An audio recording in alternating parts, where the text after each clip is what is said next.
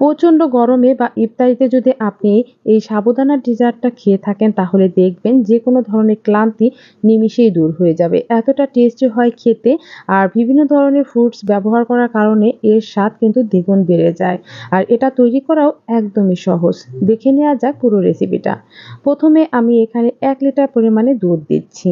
দুধের মধ্যে দিয়ে দিচ্ছি আমি 1/2 কাপ পরিমাণে গুঁড়া দুধ আর 1/2 কাপ দিয়েছি চিনি। যেহেতু ১ লিটার দুধ নিয়েছি, 1/2 কাপ চিনি আমার কাছে মনে হয়েছিল বেস্ট। এর থেকে বেশি দিলে এটা বেশি মিষ্টি হয়ে যাবে, তখন ফলের টেস্টটা বোঝা যাবে না। এখন অনবরত নেড়েচেড়ে যাচ্ছি। অনবরত নেড়েচেড়ে একটু ঘন করে নিতে হবে।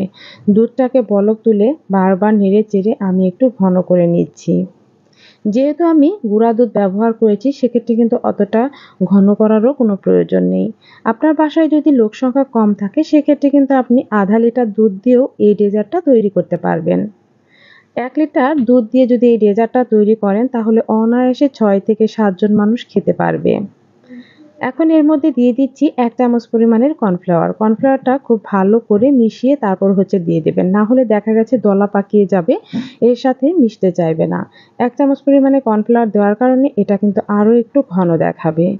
এখন বারবার নেড়েচেড়ে জাল করে নিতে হবে। কর্নফ্লাওয়ার দেওয়ার কারণে কিন্তু এটা ঘন হবে, তবে অনবরত না নেড়েচেড়ে রাখলে অবশ্যই নিচে কিন্তু দলা পাকিয়ে যেতে পারে। দেখুন দুধটা কিন্তু আমার অনেকটাই ঘন হয়ে এসেছে, কালারটাও কিন্তু লাল হয়ে গিয়েছে। এখন আমি চুলাটা অফ করে রেখে দেব এটা। অন্যদিকে একটা পাত্রে আমি পানি নিয়েছি। পানির মধ্যে 1/2 কাপ পরিমাণে দিয়ে দিলাম সাবুদানা।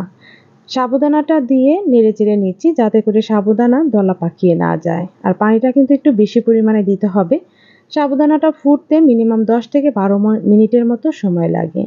আমার ১০ থেকে ১২ মিনিটের মতোই সময় লেগেছে। মিডিয়াম আঁচে রেখে অনবরত এরকম নেড়েচেড়ে নিচ্ছি। আর সাবুদানাটা যখন একেবারে স্বচ্ছ দেখাবে তখনই বুঝতে হবে এটা সিদ্ধ হয়ে গিয়েছে।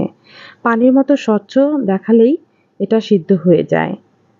আমি নেড়েচেড়ে নিয়ে তারপর সিদ্ধ করে নিয়েছি। আর দেখতেই পাচ্ছেন সাবুদানাগুলো কিন্তু একদম পারফেক্ট সিদ্ধ হয়ে গিয়েছে। এটা একদম স্বচ্ছ দেখাচ্ছে। এখন একটা ছাঁকনিতে আমি ছেঁকে নিচ্ছি। ছেঁকে নেওয়ার পরে এর উপরে ঠান্ডা পানি দিয়ে দিচ্ছি যাতে করে এটা দলা পাকিয়ে না যায়, সাবুদানাটা স্মুথলি থাকে। সেজন্য পানি দিয়ে আমি খুব সুন্দর মতো ধুয়ে নিলাম। পানি ঝরানোর পরে আমি যে দুধটা জাল করে রেখেছিলাম তার মধ্যে সাবুদানাটা প্রথমে দিয়ে তারপরে চামচ দিয়ে নেড়েচেড়ে নিচ্ছি। এখন দেখেই কিন্তু বোঝা যাচ্ছে এটা খেতে কতটা লোভনীয় হয়েছে। আপনারা কিন্তু এভাবেও খেতে পারবেন। কোনো রকমের ফ্রুটস ব্যবহার না করেও এটা খেলেও খুবই স্বাস্থ্যকর। প্রথমেই দিয়ে দিচ্ছি এর মধ্যে আপেল।